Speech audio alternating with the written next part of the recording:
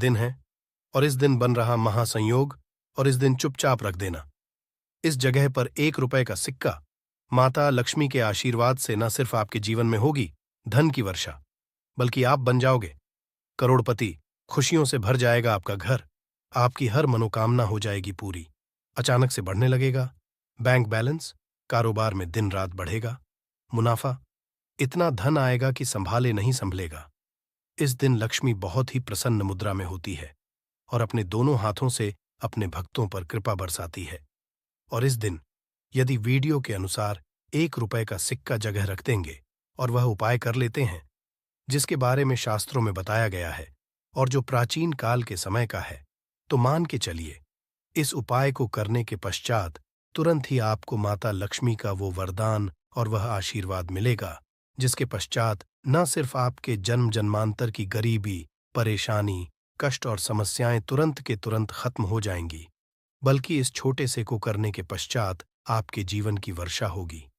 आपके जीवन में धन आने के सारे रास्ते खुल जाएंगे। आपके जीवन में जो धन आएगा उसमें वृद्धि होगी मां लक्ष्मी के आशीर्वाद से। फिर आपके जीवन में आप जिस कार्य को भी शुरू करेंगे उस कार्य में आपको सफलता हासिल होगी। हिंदू पंचांग के अनुसार आषाढ़ माह के कृष्ण पक्ष की एकादशी तिथि की शुरुआत 1 जुलाई को सुबह 10:26 पर शुरू होगी। वहीं इसका समापन 2 जुलाई को सुबह 8:42 पर होगा। ऐसे में 2 जुलाई को योगिनी एकादशी व्रत किया जाएगा। ऐसे में उदय तिथि के मुताबिक इस साल यह व्रत 2 जुलाई 2024 को रखा जाएगा। अब आप बार बार सोच रहे होंगे कि 1 रुपए के सिक्के का उपाय करके आपको माता लक्ष्मी का आशीर्वाद कैसे मिल सकता है। तो आपकी जानकारी के लिए बता दें, माता लक्ष्मी की पूजा को जब भी शुरू किया जाता है तो 1 रुपए के को रख करके पूजा को शुरू किया जाता है। देखिए होता क्या है, प्राचीन मान्यताओं के अनुसार माता लक्ष्मी की जब भी पूजा शुरू की जाती है तो मुद्रा का जो भी पहला सिक्का होता है वह रखकर ही पूजा को शुरू किया जाता है। ऐसा करना शास्त्रों में बहुत शुभ बताया गया है। समझा ये जाता है कि धन में माता लक्ष्मी का वास होता है, इसीलिए माता की पूजा को सदैव छोटी मुद्रा से शुरू करना चाहिए। ऐसा यदि व्यक्ति करता है तो उस व्यक्ति की पूजा तुरंत सिद्ध हो जाती है और उस पूजा का पलट करके एक व्यक्ति को लाभ जरूर ही मिलता है। इसीलिए आपने देखा भी होगा, जब भी आपके घर पर दिवाली की पूजा होती है, धनतेरस की पूजा होती है, माता लक्ष्मी की कोई भी पूजा पाठ रखी जाती है, तो माता लक्ष्मी की पूजा में सदैव 1 रुपए का सिक्का रखकर ही पूजा को शुरू किया जाता है। ऐसा हमारे शास्त्रों के अनुसार बहुत ही शुभ होता है। और यदि आप सिर्फ आने वाली एकादशी के दिन माता लक्ष्मी धरती पर वास करने आएंगी और आपने सही मुहूर्त पर 1 रुपए के सिक्के का वह उपाय कर लिया जिसके बारे में तंत्र शास्त्र में लिखा हुआ है, तो मान चलिए इस उपाय को करने के पश्चात तुरंत ही आपको माता लक्ष्मी का वरदान और आशीर्वाद मिलेगा। दोस्तों, ये उपाय आपको इसी तरह से सही मुहूर्त पर करना है। और आज के दिन कई करोड़पति व्यक्ति जो है साल की हर के एकादशी के दिन ये उपाय करते हैं। इस दिन माता लक्ष्मी धरती पर आती है। यदि आपने ये उपाय कर लिया तो माता लक्ष्मी के आशीर्वाद से आपके जीवन में धन की वृद्धि होने से कोई भी नहीं रोक पाएगा। दूसरा है शुक्र ग्रह को मजबूत करने का महा उपाय है। दोस्तों, यदि आपके जीवन में आप बहुत मेहनत करते हैं, बहुत परिश्रम करते हैं, परंतु आपको उसका फल नहीं मिलता, आपके पास पैसा तो आता है परंतु बेफिजूल में उड़ जाता है, तो इसकी मुख्य वजह है कि आपका शुक्र ग्रह बहुत कमजोर है। और जिस व्यक्ति का भी शुक्र ग्रह कमजोर होता है उस व्यक्ति के जीवन में कभी भी धन टिकता नहीं है। और एकादशी के दिन यदि आपने 1 रुपए के सिक्के का वो उपाय कर लिया जो आपको हम बताने जा रहे हैं, तो इतना करने भर से आपका शुक्र ग्रह मजबूत हो जाएगा। और दूसरी तरफ इस उपाय को करने के पश्चात आपका शुक्र ग्रह सदैव आपका साथ देगा। आप यह उपाय एकादशी की शाम को करना है। शाम कमेंट में राधे राधे अवश्य लिख के जाना। और के वक्त आपको 2 1 रुपए के सिक्के लेना है। आपके घर पर जो भी पूजा घर है वहां पर आपको जाना है। इन दोनों सिक्कों को हाथ में पकड़िए। माता लक्ष्मी के सामने आपको एक घी का दीपक जलाना है और इन सिक्कों को हाथ में पकड़ने के पश्चात माता लक्ष्मी के बीज मंत्र का जाप 11 बार आपको करना है। 11 नंबर माता लक्ष्मी को बहुत ही ज्यादा प्रिय है, जो बीज मंत्र है महालक्ष्मी। हम फिर से रहे हैं दोस्तों, महालक्ष्मी। इस बीज मंत्र का जाप सिर्फ 11 बार आपको करना है। इन दोनों सिक्कों में एक सिक्का आपको अपने पर्स में सदैव के लिए रखना होगा। दूसरे सिक्के तिजोरी या अलमारी में पूर्व दिशा में रख देना है, लाल कपड़े में लपेटने के पश्चात। ये छोटा सा उपाय यदि आपने एकादशी के दिन कर लिया तो मान के चलिए माता लक्ष्मी की कृपा आप पर इस तरह से बनी रहेगी, जिसके पश्चात सदैव आपका शुक्र ग्रह आपका साथ, क्योंकि शुक्र का नियंत्रण माता लक्ष्मी के हाथों में होता है। और दोस्तों, ये दोनों सिक्के जिनको आपने हाथ में पकड़ा था माता लक्ष्मी के सामने, ये दोनों सिक्के अभिमंत्रित हो चुके हैं, और ये सिक्के शुक्र ग्रह का साथ आपको इस तरह से दिला देंगे, जिसके पश्चात आपके जीवन में जो धन आएगा उसमें वृद्धि होगी। आपके जीवन में धन आने के रास्ते खुल जाएंगे, आपके जीवन से बेफिजूल खर्ची खत्म हो जाएगी, और धन संबंधित आप जो भी निर्णय इस उपाय को करने के पश्चात, उस निर्णय से सिर्फ आपको फायदा पहुंचेगा। अगला उपाय है धन हासिल करने का महा उपाय। यदि आप चाहते हैं कि आपके जीवन में धन की वर्षा हो, आपके जीवन में इतना धन हो जिसके पश्चात आपको धन की कमी ना हो, माता लक्ष्मी के आशीर्वाद से आपके जीवन में धन की वृद्धि हो जाए, जिसके पश्चात आपकी आने वाली 7 पीढ़ी भी पैसों पर राज करे, तो बस एक छोटा सा उपाय आपको एकादशी के दिन करना है, जो आपको हम जा रहे हैं एकादशी के सूर्यास्त के पश्चात। बस एक काम कीजिएगा, नहा धो लीजिएगा, लाल कपड़े पहन लीजिएगा, क्योंकि माता लक्ष्मी को लाल रंग बहुत प्रिय है। आपके घर जहां भी माता लक्ष्मी की कोई भी प्रतिमा रखी है, वहां पर कर आपको बैठ जाना है। एक घी का दीपक जला दीजिए। अब एक लाल कपड़ा बिछाना है आपको। इस लाल कपड़े पर 1 रुपए का सिक्का, 1 मुट्ठी धनिया, 3 लौंग आपको रखना है। इस कपड़े की बना लीजिए। पोटली बनाते हुए मौली धागे का प्रयोग कीजिएगा। इस पोटली को अपने हाथ में पकड़िए और माता लक्ष्मी के बीज मंत्र का जाप 11 बार आपको करना है। 11 नंबर माता लक्ष्मी को बहुत ही प्रिय है, बीज मंत्र है। इतना करने के पश्चात इस पोटली को अपनी अलमारी के दक्षिण दिशा में आपको रख देना है। सिर्फ इतना उपाय आपको एकादशी के सूर्यास्त के पश्चात करना होगा। ये पोटली जैसे ही आप अपने तिजोरी में रख देंगे या अलमारी में, तो ये पोटली आपके जीवन में एक चुंबक बन जाएगी, जो धन खींचने का काम करेगी। ये पोटली अभिमंत्रित होने के कारण माता लक्ष्मी का आशीर्वाद आपके लिए बन जाएगी, जिसके पश्चात आपके जीवन के आर्थिक कष्ट और आर्थिक परेशानी खत्म हो जाएगी, और आपके जीवन में धन आएगा, जिसकी आप कल्पना नहीं कर सकते। दोस्तों, पूज्य गुरुजी ने अभी अपनी 2 दिन पहले की शिव महापुराण की कथा में 7 फूल और 7 दीपक वाला एक ऐसा विशेष है, जो उन्होंने आज तक अपनी किसी भी कथा में नहीं बताया। पूज्य गुरुजी ने कहा कि जब आपके हाथ तंग चल रहे हो, जब रुपए कहीं से हासिल ही ना हो पा रहा हो, जीवन में चारों तरफ से सिर्फ और सिर्फ परेशानियां आ गई हों, उनसे बाहर का कोई रास्ता ना दिखाई पड़ रहा हो, व्यापार, फैक्ट्री, नौकरी, दुकान या कुछ भी ना चल रहा हो, चारों तरफ से नुकसान ही नुकसान हो रहा हो, तो आपको ये एक उपाय सिर्फ एक दिन कर लेना है। और गुरुजी ने कहा, क्या आप कुछ ही दिनों में देखेंगे कि आपके जीवन में कितना बड़ा चमत्कार हुआ है। धन हासिल के नए नए मार्ग बन जाते हैं, जीवन की सब बाधाएं समाप्त हो जाती हैं और आपको सुख समृद्धि हासिल होती है। तो चलिए, साल की एकादशी योगिनी एकादशी के इस विशेष दिन में यदि आप ये उपाय कर लेते हैं, और इसी के साथ साथ पूज्य गुरुजी ने कहा कि यदि आप शिवलिंग के सामने और माता लक्ष्मी के सामने शहद की एक बूंद से उपाय कर लेते हैं, तो जीवन के 7 संकट समाप्त हो जाएंगे। आप अपनी जो भी मनोकामना लेकर इस दिन शिवालय जाते हैं, शिवलिंग के सामने जाते हैं, तो महादेव वो मनोकामना जरूर परिपूर्ण करते हैं। तो ओम नमः शिवाय मंत्र का स्मरण करते हुए शिवलिंग के ऊपर समर्पित कर दीजिए, या फिर किसी भी में समर्पित कर रहे हैं तो ऐसे ही समर्पित कर दीजिए। और आपको माता लक्ष्मी का स्मरण करते हुए, माता लक्ष्मी का ध्यान करते हुए, आपके जीवन में जो धन धान्य की समस्या है उसको दूर की प्रार्थना करते हुए ये फूल थोड़ी देर समर्पित रहने दीजिए। और फिर सबसे आखिर में आपको एक फूल उठा लेना है, लक्ष्मी से प्रार्थना कर लेनी है कि आप मेरे घर में विराजमान हो, मेरे जीवन जो दुर्भाग्य चल रहा है उसको समाप्त करिए, और फिर ये एक लेकर आपको अपने घर आ जाना है। देखिए, 6 फूल आपको उसी स्थान पर रखे रहना है। यदि आप शिवलिंग में समर्पित कर रहे हैं तो 6 फूल शिवलिंग के ऊपर समर्पित कर दीजिए और एक फूल ले आइए। यदि पीपल में समर्पित कर रहे हैं तो 6 फूल वहीं पर समर्पित रहने दीजिए, एक ले आए। और यदि बेलपत्र या फिर आंवले के वृक्ष में है तो 6 वहीं पर छोड़ आइएगा और एक ले आइए। एक को आपको किसी भी चालीसा में रख लेना है।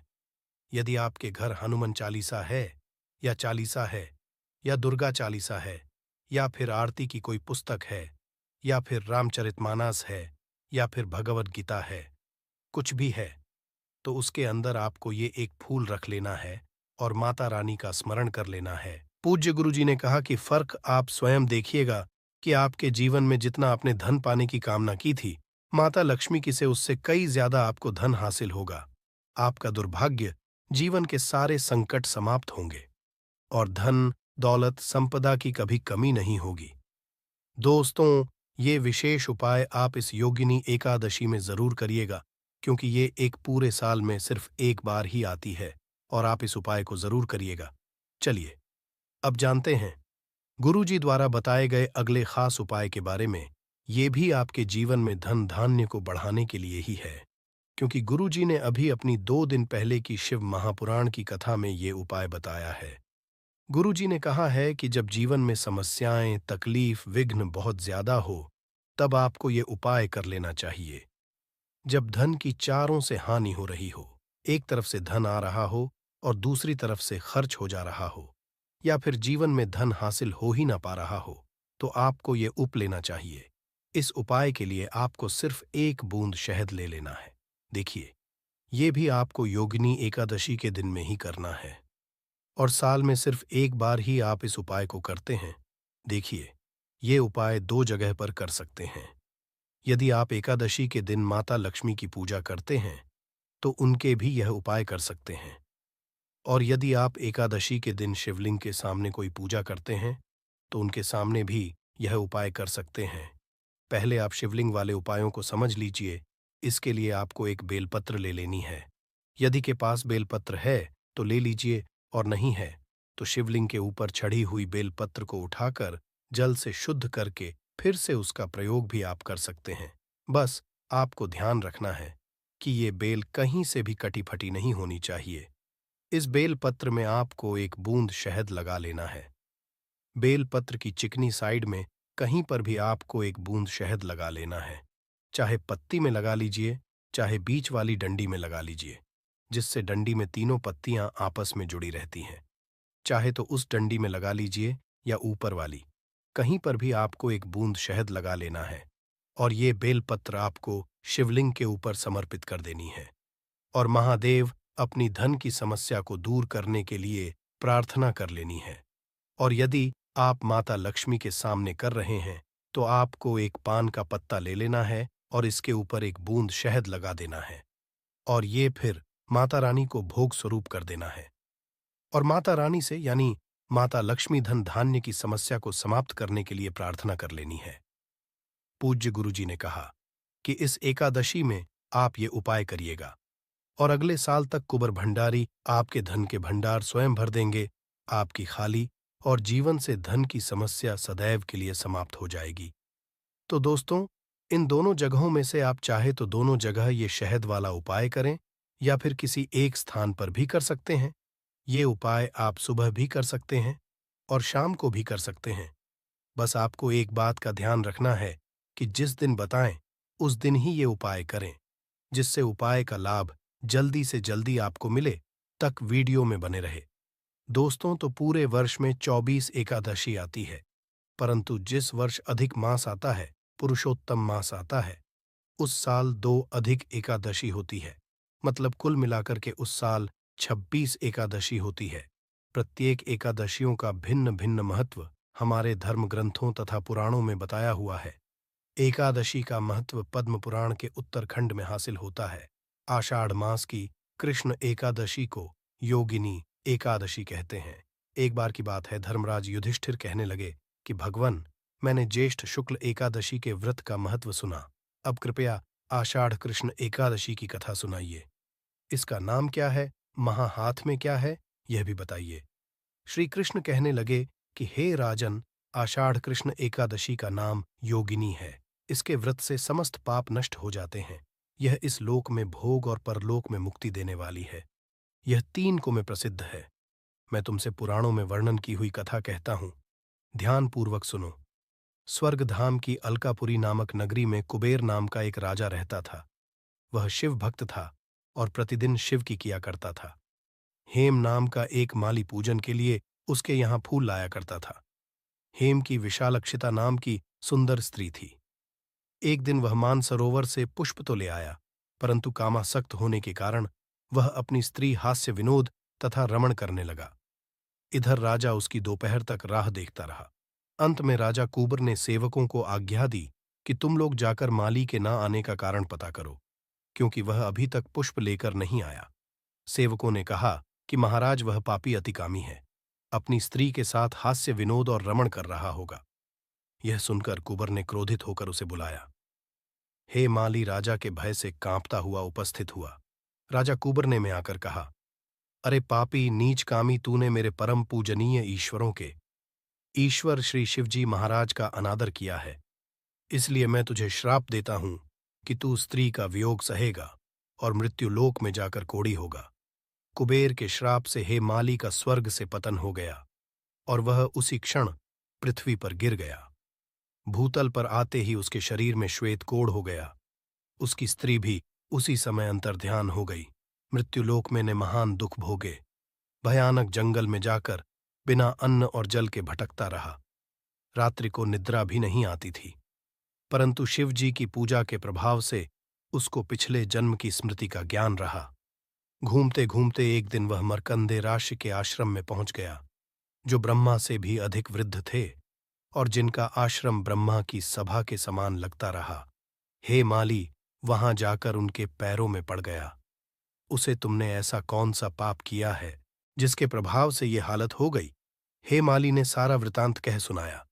ये सुनकर राशि बोले, निश्चित ही तूने मेरे सम्मुख सत्य वचन कहे हैं, इसलिए तेरे उद्धार के लिए मैं एक व्रत बताता हूं। यदि तू ज्येष्ठ मास के कृष्णा पक्ष की योगिनी नामक एकादशी का विधिपूर्वक व्रत करेगा तो तेरे सब पाप नष्ट हो जाएंगे। यह सुनकर हेमाली ने अत्यंत प्रसन्न होकर मुनि को साष्टांग प्रणाम किया। मुनि ने स्नेह के साथ उठाया।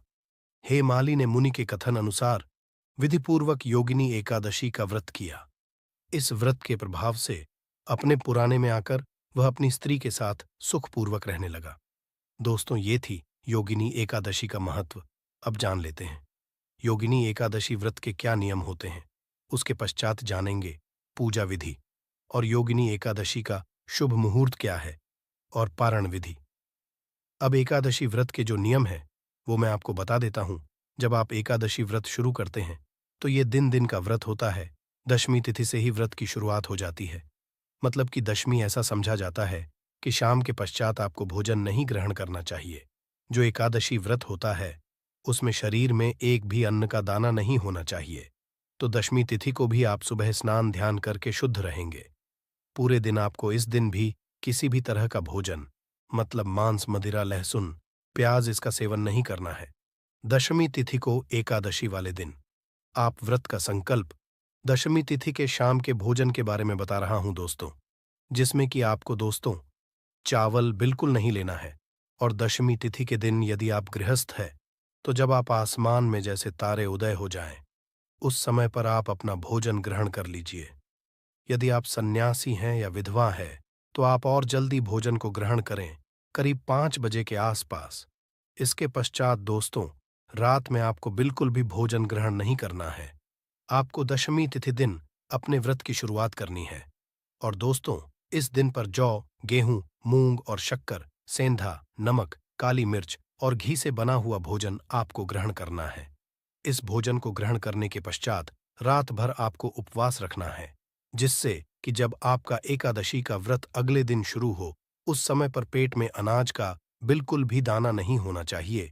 इस व्रत को महापुण्य फलदायी बताया गया है कि नियम थोड़े से कठोर है। ऐसा कहा जाता है दोस्तों, यदि आप एकादशी का व्रत निर्जला रखते हैं तो आपको कई गुना उसका फल हासिल होता है। यदि आप दोस्तों निर्जला उपवास नहीं रख सकते तो फलाहार करके उपवास रखते हैं, मतलब फल जिसमें कि दोस्तों बताया गया है आम, केला, अंगूर, बादाम, पिस्ता, इन्हें अमृतदायी फल बताया गया है। इन फलों को खाकर आप इस उपवास को रख सकते हैं। एक दोस्तों, शाम के समय आप नमकीन फलाहार भी कर सकते हैं। यदि आपका शरीर साथ नहीं देता, जिसमें कि आप सिंघाड़े के आटे की पूरी आलू के साथ बना सकते हैं, जो भी सिंपल फलाहार है वह करिएगा। समय का चावल और मूंगफली मत खाइएगा, यह मैं खाने के लिए मना कर रहा हूं। आलू वगैरह खाकर उपवास को करिए। जब एकादशी का व्रत हो जाए, शाम के पश्चात अगले दिन द्वादशी के दिन जब आप सुबह जागते हैं, उसके पश्चात नहा भगवान का पूजन करिएगा और आप इस दिन पर ब्राह्मण भोज करा सकते हैं तो ब्राह्मण भोज जरूर कराइए। नहीं करा सकते तो आप उनके खाने पीने का जो कच्चा सामान है, जिसे कि सीधा बोलते हैं, वह ब्राह्मणों को जरूर दीजिए। और मान्यताओं के अनुसार हरिवासन के समय व्रत नहीं खोला जाता है। हमेशा हरिवासन का समय बीतने के पश्चात और सूर्योदय के पश्चात ही व्रत खोलना चाहिए। आपको इस दिन किसी के बारे में बुरा नहीं बोलना है, बुरे वचन से बचना है। एकादशी व्रत में ज्यादा बोलना भी मना होता है, तो आप इस दिन जितना कम बोले उतना ही अच्छा है। ये इसीलिए होता है कि हम ज्यादा बोलते बोलते कहीं किसी की बुराई या निंदा ना कर दें। आइए अब जानते हैं योगिनी एकादशी, पूजा विधि और शुभ मुहूर्त के बारे में। एकादशी के दिन आप जब व्रत रखें तो सुबह जल्दी उठकर घर की साफ सफाई करके स्नान और इस दिन भगवान विष्णु का पूजन पीले रंग की सामग्रियों से जरूर करें। भगवान को स्नान पीला चंदन लगाएं, पीले वस्त्र अर्पित करें, पीले पुष्प अर्पित करें और पीले ही रंग के फल या पीले मिठाइयों का भोग भगवान को आज के दिन लगाना चाहिए। सुबह को धूप दीप जलाकर भगवान विष्णु के मंत्रों का जाप करें। ओम नमो भगवते वासुदेवाय नमः, ओम श्री विष्णु नमः या फिर हरे कृष्ण का जाप भी आप सच्चे मन से कर सकते हैं। साथ में मां लक्ष्मी जी का पूजन करें। भगवान श्री कृष्णा का पूजन आज के दिन करें। व्रत की कथा पढ़े, सुने और अपना व्रत प्रारंभ करें। सुबह को आप केवल फलों का ही भोग भगवान को लगाए। इसके अलावा आप मेवों का भोग भी भगवान को अर्पित कर सकते हैं। दिन भर उपवास रखें। शाम के समय एक बार फिर से विधि विधान से पूजा करें। भगवान को आप ही समय भोग लगाएं और साथ में तुलसी पत्र जरूर रखें। अगले दिन शुभ मुहूर्त में व्रत का पारण करने से पहले पूजन करें। दान की सामग्रियों का पूजन करें और अपनी के अनुसार जैसी आपकी श्रद्धा सामर्थ्य हो उसके अनुसार मौसमी वस्त्रों का, मौसमी फलों का दान करें, पीली वस्तुओं का दान करें और व्रत का पारण तुलसी पत्र और जल से ही आप करें। सबसे शुभ समझा जाता है जो लोग व्रत का पारण करते समय तुलसी पत्र मुख में रखते हैं, उनके सभी पापों का नाश हो जाता है और उनका व्रत भी भगवान विष्णु स्वीकार करते हैं। तुलसी पत्र के अलावा भगवान विष्णु को आंवले भी अर्पित कर सकते हैं। एकादशी और द्वादशी तिथि के दिन घर में शुद्ध सात्विक भोजन बने। एकादशी के दिन चावल का प्रयोग नहीं किया जाता है। महिलाओं को इस दिन सर से स्नान नहीं करना चाहिए। एकादशी के दिन तुलसी जी में जल अर्पित नहीं किया जाता है। आइए जानते हैं योगिनी एकादशी शुभ मुहूर्त पारण के बारे में। परंतु उससे पहले अभी तक आपने वीडियो को लाइक नहीं किया है तो वीडियो को लाइक, चैनल को सब्सक्राइब अवश्य करें। इस सन मंदिर के कैलेंडर के अनुसार और ज्योतिष शास्त्र के अनुसार आषाढ़ मास के कृष्ण पक्ष की एकादशी 1 जुलाई सोमवार को सुबह 10:20 पर शुरू होकर अगले दिन 2 जुलाई मंगलवार को 8:42 पर समाप्त होगी। सनातन धर्म के अनुसार हम सब एकादशी का व्रत उदय तिथि के दिन रखते हैं। उस दिन रखना श्रेष्ठ फल देता है। इसीलिए इस बार योगिनी एकादशी का उपवास 2 जुलाई मंगलवार 2024 को रखा जाएगा। एकादशी के दिन सूर्योदय का समय रहेगा। सुबह 5:27 पर सूर्यास्त का समय रहेगा। 7:23 पर एकादशी के दिन ब्रह्म मुहूर्त का समय रहेगा। सुबह 4:07 से 4:45 तक और विजय मुहूर्त का समय होगा। एकादशी के दिन अर्थात 2 जुलाई को सुबह 2:44 से 3:40 तक द्वादशी तिथि शुरू होगी। 2 जुलाई 8:42 पूर्वाह्न से जुलाई 3 7:10 पूर्वाह्न तक और राहु काल का समय रहेगा। 2 मंगलवार को दोपहर 3:51 से शाम 5:32 तक। राहु काल के समय कोई भी शुभ कार्य नहीं करते, इस बात का ध्यान रखिएगा। अभिजीत मुहूर्त रहेगा दोपहर 12:04 से दोपहर 12:57 तक। अमृत काल रहेगा सुबह 2:20 से सुबह 3:53 तक। इस बार योगिनी एकादशी का दिन बेहद खास है, क्योंकि इस दिन ये 2 नहीं बल्कि 5 शुभ योग का महासंयोग बन रहा है। ऐसे में इस दौरान किए गए कार्यों का शुभ फल मिलने की संभावना ज्यादा है। इस बार योगिनी एकादशी पर द्वितीय योग, सर्वार्थ सिद्धि योग, त्रिपुष्कर योग, शिववास योग, बाल्प तैतिल और कौलवकरण योग का महासंयोग बन रहा है। एकादशी के दिन द्वितीय योग बन रहा है। द्वितीय योग इस दिन सुबह 11:17 तक रहेगा। इसके पश्चात शूल योग रहा है। द्वितीय योग में भगवान विष्णु की पूजा करने का परम शुभ फल हासिल होता है। ज्योतिषियों के अनुसार माने तो इस दिन त्रिपुष्कर योग भी बन रहा है, और यह योग 2 जुलाई को सुबह 8:42 से शुरू हो रहा है, जो अगले दिन 3 जुलाई मंगलवार को सुबह 4:40 तक रहेगा। जबकि सर्वार्थ सिद्धि योग 2 जुलाई को सुबह 5:27 से शुरू और यह समाप्त होगा 3 जुलाई बुधवार को सुबह 4:00 पर। कहते हैं कि इस बीच में यदि भगवान विष्णु, माता लक्ष्मी, महादेव, पार्वती जी का पूजन किया जाता है तो मनवांछित फल की हासिल ही होती है। हिंदू धार्मिक मान्यताओं के अनुसार सर्वार्थ सिद्ध योग में किया गया कार्य सफल सिद्ध होता है। वहीं त्रिपुष्कर योग में पूजा पाठ, दान, यज्ञ या कोई अन्य शुभ कार्य करने से 3 फल हासिल होता है। त्रिपुष्कर योग में योगिनी एकादशी की पूजा करना अच्छा रहेगा। इसी तरह योगिनी एकादशी के दिन शिवावास योग भी बन रहा है। इस दिन भगवान सुबह 8:42 तक कैलाश पर विराजमान रहेंगे। उसके पश्चात में नंदी पर सवार हो जाएंगे।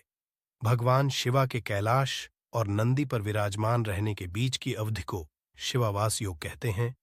इस बीच में यदि भक्त शिवालय जाकर भगवान महादेव और माता पार्वती जी का पूजन करते हैं तो उन्हें सभी भगवान महादेव और माता पार्वती जी सुलभ करवा देते हैं। योगिनी एकादशी के व्रत का पारण हरिवासन तिथि में नहीं करना चाहिए। हरिवासन तिथि समाप्त होने पर ही व्रत का पारण करना चाहिए। हरिवासन का समय द्वादशी तिथि के पहले 1/4 समय को कहा जाता है। व्रत का पारण द्वादशी करना ही श्रेष्ठ होता है। व्रत का पारण द्वादशी तिथि के समाप्त होने से पहले कर लेना चाहिए। द्वादशी तिथि के समाप्त होने पर व्रत का करने से एकादशी व्रत का पुण्य क्षीण हो जाता है। इसलिए द्वादशी तिथि समाप्त होने से पहले ही व्रत का पारण कर लेना चाहिए। व्रत का पारण 3 जुलाई बुधवार 2024 को सुबह सूर्योदय से मतलब 5:28 से 7:10 के मध्य का समय रहेगा। अर्थात पारण की कुल अवधि 1:42 है। इसी बीच के समय में व्रत का पारण करना श्रेष्ठ रहता है। पारण मतलब द्वादशी के दिन एक निश्चित समय पर कुछ नियमों का पालन करते हुए एकादशी व्रत को पूर्ण करना। जब कोई व्यक्ति एकादशी व्रत का आरंभ करता है तो उसे इस व्रत के पारण द्वारा उसे भी पूर्ण करना चाहिए। हमारे शास्त्रों में गया है कि यदि कोई व्यक्ति निर्धारित पारण समय के अंदर एकादशी का पालन नहीं करता है तो उसे द्वादशी पर फिर से पूरा दिन उपवास करना पड़ेगा और वह त्रयोदशी पर ही उसे पूर्ण कर पाएगा। कई बार यात्रा में होते हैं या फिर भूल जाने के कारण एकादशी व्रत तो कर लेते हैं परंतु उसका पारण नहीं कर पाते। ऐसे प्रसंगों में व्यक्ति को सावधानी पूर्वक याद से एकादशी व्रत का पारण अवश्य चाहिए। आपको उसका कारण भी नहीं पता है कि यह समस्या किस कारण से चल रही है। उसका कुछ भी कारण हो सकता है, जैसे पितृदोष हो सकता है या किसी भी तरह का मंगल दोष भी हो सकता है। और भी बहुत तरह के दोष होते हैं, कुछ भी हो सकता है। पर आपको इस उपाय अपने दोष को पता लगाने की भी जरूरत नहीं है। आपके घर में किस कारण से इतनी दुख और परेशानी आ रही है वह भी आपको पता लगाने की जरूरत नहीं है। इस एक दीपक वाले उपाय को आप लोगों को कर लेना है, क्योंकि इसी एकमात्र उपाय को करने से आपके पूरे घर परिवार में सुख और शांति हो जाएगी। आपके घर में अच्छे अच्छे काम होने लगेंगे। आपकी जो भी मनोकामना होगी वह भी धीरे धीरे करके पूर्ण होना शुरू हो। दोस्तों, अब इस उपाय को करना किस समय है ये भी आप लोग जान लीजिए। देखिए, इस एक दीपक वाले उपाय को करने का जो समय है वो सीधी सी बात है, सुबह का समय है, प्रातःकाल का समय है। वैसे दोस्तों, योगिनी एकादशी के पूरे दिन मंदिर खुले रहते हैं। पूरे दिन आप लोग उपायों को भी कर सकते हो, इसमें कोई दिक्कत वाली बात नहीं है, क्योंकि योगिनी एकादशी के दिन भगवान शिव जी पूरे दिन अपने मंदिर में बैठे रहते हैं कि कौन भक्त कौन हमारे हमको करेगा और हम कब उसकी मनोकामना पूर्ण करेंगे। दोस्तों, इस दिन शिव जी इतना कुछ प्रदान करते हैं जितने की हम कभी कल्पना भी नहीं कर सकते हैं। इसीलिए आप लोगों को इस मौके को तो अपने हाथ से नहीं जाने देना चाहिए। धन्यवाद। ऐसे ही जानकारी के लिए छाया जैन चैनल को सब्सक्राइब करें और अगर आपको यह वीडियो अच्छी लगी हो तो एक लाइक अवश्य करें और कमेंट में ओम नमः शिवाय अवश्य लिखें। धन्यवाद।